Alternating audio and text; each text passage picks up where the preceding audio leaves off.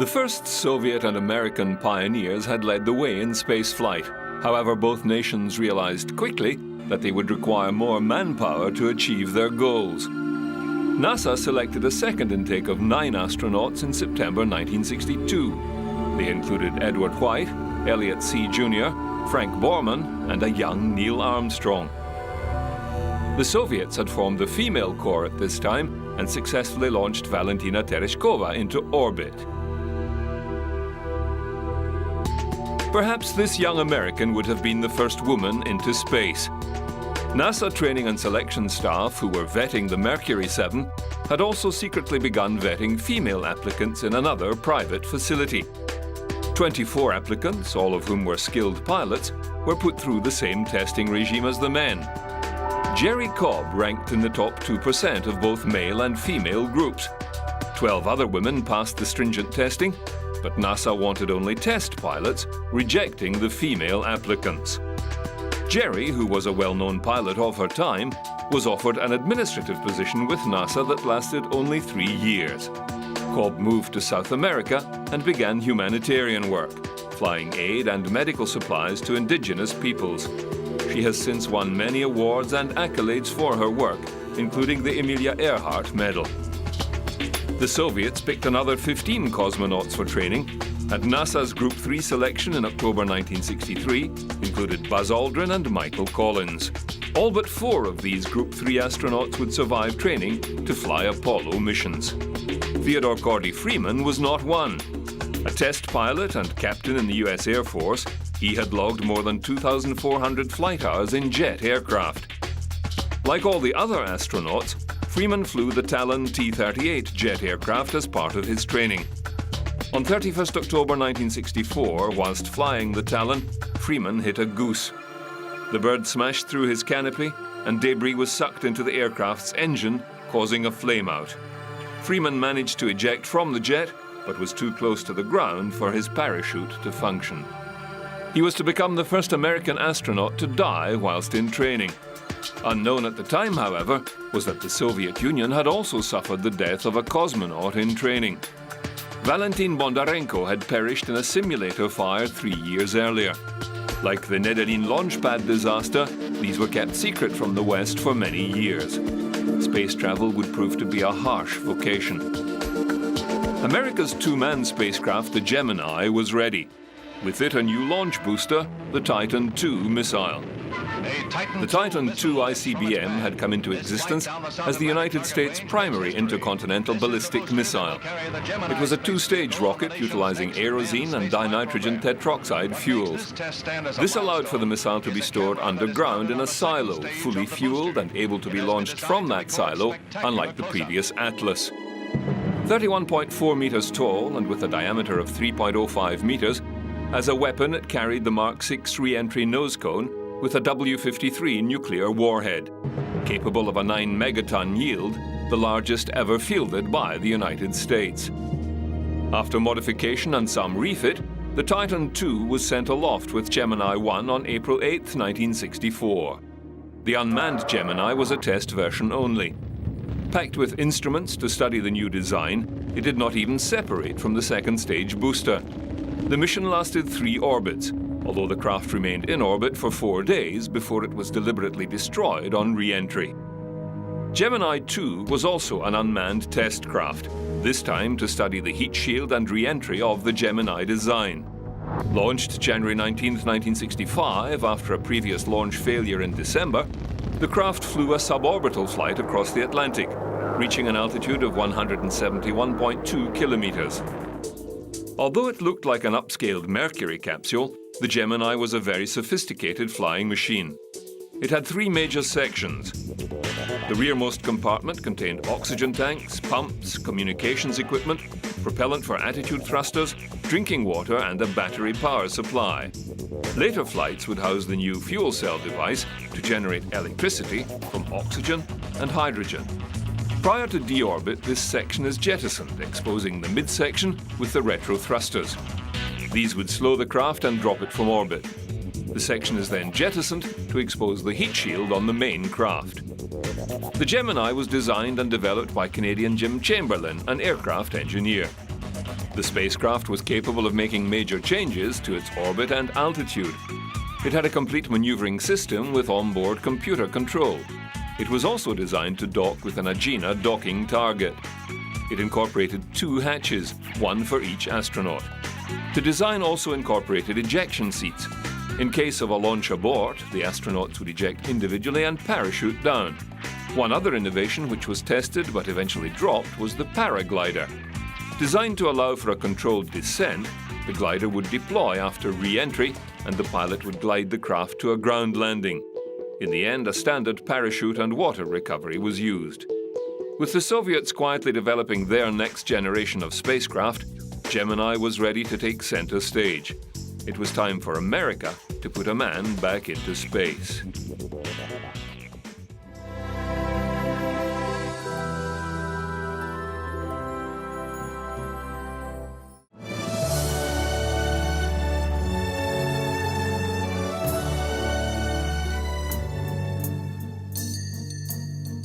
The tradition of astronauts naming their spacecraft was being discouraged by NASA, but Gus Grissom insisted on naming his next spacecraft. Having lost his first one, called the Liberty Bell, to the ocean depths, Grissom named his Gemini Molly Brown. It was taken from a Broadway musical of the time, The Unsinkable Molly Brown. NASA were hesitant. His second choice of the Titanic clinched the deal.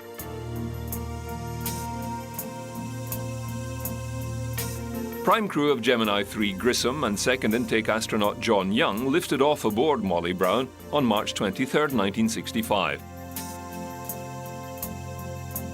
3, 2, 1, 0. Bolton liftoff.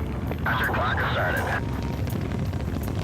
Scheduled for 3 orbits, the series of engineering experiments included extensive maneuvering of the spacecraft, including changing the orbit and inclination. One other experiment involved a corned beef sandwich belonging to Young. Grissom was scheduled to eat specially prepared NASA space food. Unimpressed with the menu, Grissom pinched the sandwich and proceeded to eat it. The spacecraft returned to Earth 60 miles short of their intended splashdown, but they were recovered within 2 hours by the aircraft carrier Intrepid. Soon after, on March the 24th, the last of the Ranger probes descended to a hard landing on the lunar surface. One increment at a time, NASA was testing each and every technical challenge to reaching their goal. They had selected several potential landing sites for an Apollo mission. Now they had to see if a soft landing was possible. The next series of probes, Surveyor, would attempt to touch down under power on the lunar surface. June 3, 1965. Edward White and Jim McDivitt rocket aloft aboard Gemini 4. Their goal? To finally catch up to the Soviets and their daring spacewalk. Once in orbit, Ed White opened his hatch and stood up outside the craft. Then, attached with an umbilical cord, he maneuvered clear of the ship.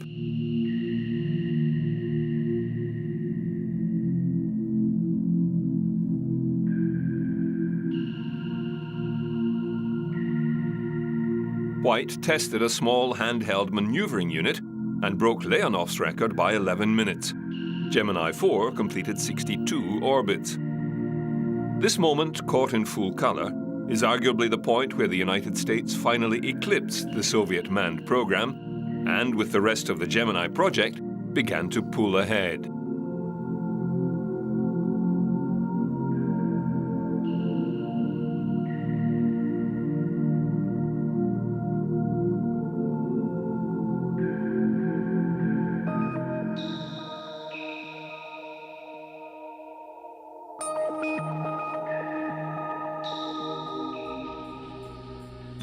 Gordo Cooper and Charles Pete Conrad were next with Gemini 5.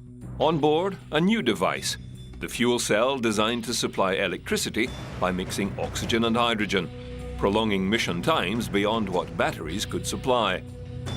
Their mission was also scheduled for 8 days and a new flight record of 120 revolutions. They did experience trouble with the fuel cell, which was shut down and reactivated, permitting the long stay in space and proving the human body could survive the time it would take to reach the moon and return. Successfully launched with a redesigned new shroud. The Mariner 4 spacecraft flew by Mars in July 1965. It provided the first close-up photographs of the Martian surface. It revealed that the surface was pockmarked with meteor impacts similar to the lunar surface. 22 photos were taken and recorded on magnetic tape. It took around 9 days to transmit the photo data back to Earth. Very little water present since that time. Launched November 1965, the Soviet Venera 3 probe successfully reached Venus in February 1966. It impacted the Venusian surface and became the first man-made object to reach the surface of another planet. Unfortunately, prior to descent, the probe failed. No data was returned. The next scheduled launch was Gemini 6. Her mission? To dock with an Agena target in orbit, to study how a lunar mission would link up spacecraft. But the Agena launch failed. With a quick reschedule, Gemini 6 was postponed, and Gemini 7 was launched on December the 4th. It was going for another duration record, this time 2 weeks or 206 rotations.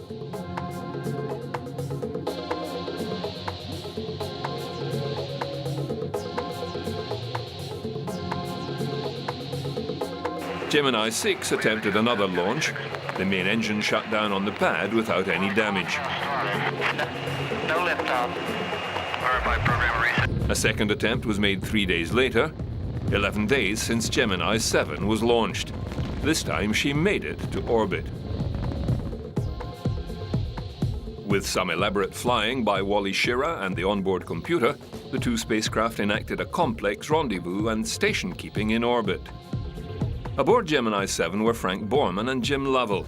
Aboard Gemini 6, Wally Schirra and Tom Stafford. 4 astronauts in space at the same time, a new space record. Gemini 6 completed 16 orbits, then returned to Earth. Gemini 7 remained in orbit a further 3 days. As advised, the astronauts had brought along books to read. Gemini 7 would go on to hold the space flight endurance record for a further 5 years. The Soviets were not idle. Lunik 9, also known as Luna 9, was launched early February. After achieving orbit aboard an R-7 booster, a 4th stage then fired its motors and put the probe on a translunar trajectory. This was their 12th attempt at a soft landing on the moon. Luna 9 soft landed on the moon February 3 in the ocean Procellarum, the Sea of Storms. Another first for the Soviets, it also proved that a man-made object would not sink into the lunar surface as some had suspected.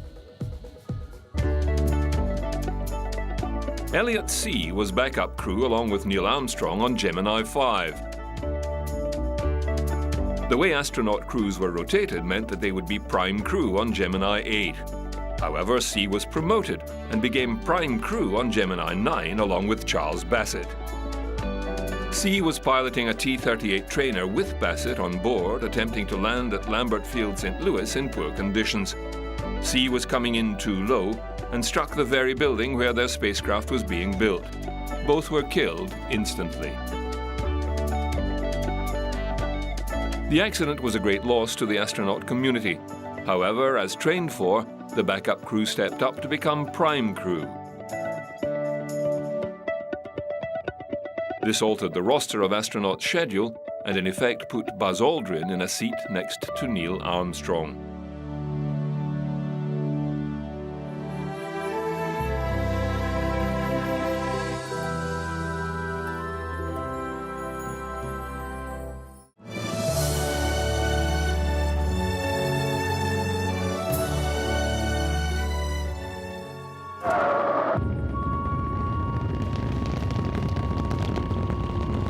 Still yet to achieve a hard dock in space, Gemini 8 was sent aloft on 16th March. Commanded by the first civilian astronaut, Neil Armstrong, the launch went as planned, as too the Agena target rocket less than 2 hours earlier. The Agena worked properly this time, placing itself in a circular orbit some 300 kilometers high and orientated itself for a docking maneuver.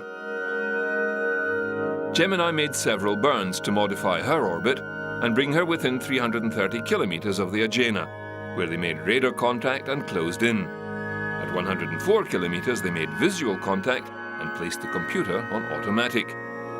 They closed in and inspected the Agena for any damage. Then Armstrong took the Gemini in and made a hard docking with the Agena. Next, Scott was to make an EVA to the Agena, but events quickly turned a success into an emergency. The two connected craft began to spin. Armstrong made corrections, but the spin returned. Ground control suspected the Agena at fault and ordered it shut down. The spin continued out of control. Armstrong radioed to Houston that they had a serious problem. Gemini's fuel was dropping as well. They made the decision to undock, but once detached, it was found the Gemini was at fault and continued to spin out of control. Unknown at the time was that a maneuvering thruster had jammed open and was consuming their fuel at an alarming rate.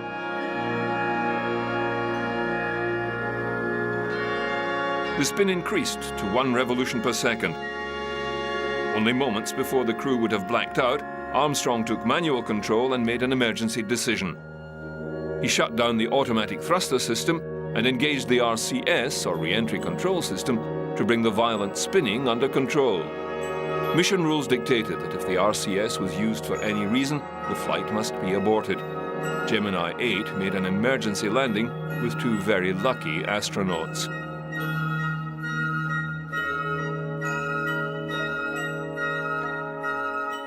Three months later, the Surveyor spacecraft made its first attempt to make a soft landing on the Moon. June 2nd, 1966, and less than 15 kilometers from its target in the southwest portion of the Oceanus Procellarum, Surveyor 1 touched down exactly to plan. The craft returned television images and scientific data on the radar reflectivity of the lunar surface. It also vindicated the engineering concepts utilized for a soft landing that the manned Lunar Excursion Module would later rely upon. 2 months later, in August, Lunar Orbiter 1 set off for the Moon. It suffered several problems en route, but these were resolved by the time it reached lunar orbit. Her mission? To take high-resolution photos of lunar terrain for soft landings of both Surveyor and later Apollo missions. She photographed over 5 million square kilometers of the lunar surface. She was also directed to take 2 photographs of Earth, the first time man had seen the Earth from that distance. With its new crew of Thomas Stafford and Eugene Cernan, Gemini 9A was troubled from the beginning. Their Agena target booster failed to reach orbit.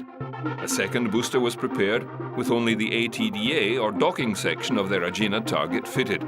It lifted off from Cape Kennedy June 1st. Gemini 9A was to follow the same day, but during launch, communications with the onboard computer failed and the launch was aborted. They had to wait 2 days for another launch opportunity, and on June 3rd, successfully made it into space. Once in orbit and maneuvering to their target, Gemini 9A discovered the launch nose cone of the docking unit had not separated as planned, and they watched an angry alligator, as they called it, close in on them.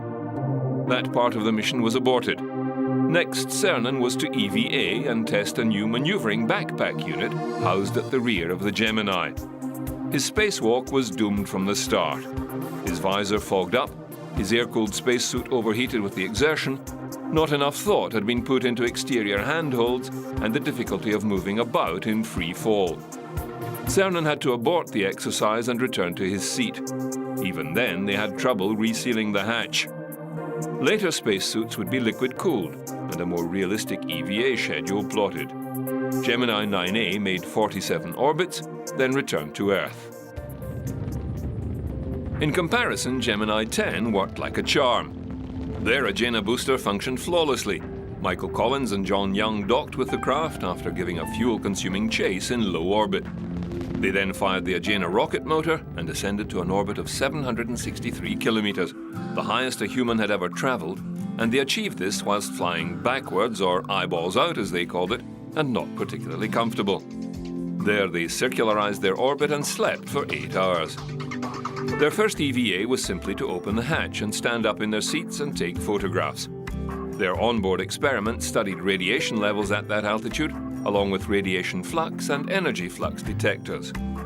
Once they undocked from their Agena booster, Gemini 10 maneuvered away and went in search of Gemini 8's Agena target. They found it and closed into a 3-meter rendezvous with the booster. In all, Gemini 10 made 43 orbits of the Earth and splashed down only 5 kilometers from target.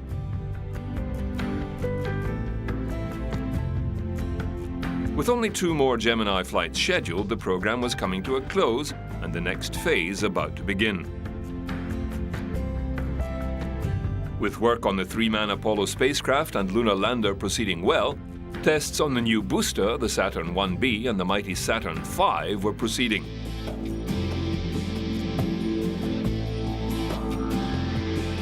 The hardware to put a man on the moon was coming off the drawing board and into reality in both camps.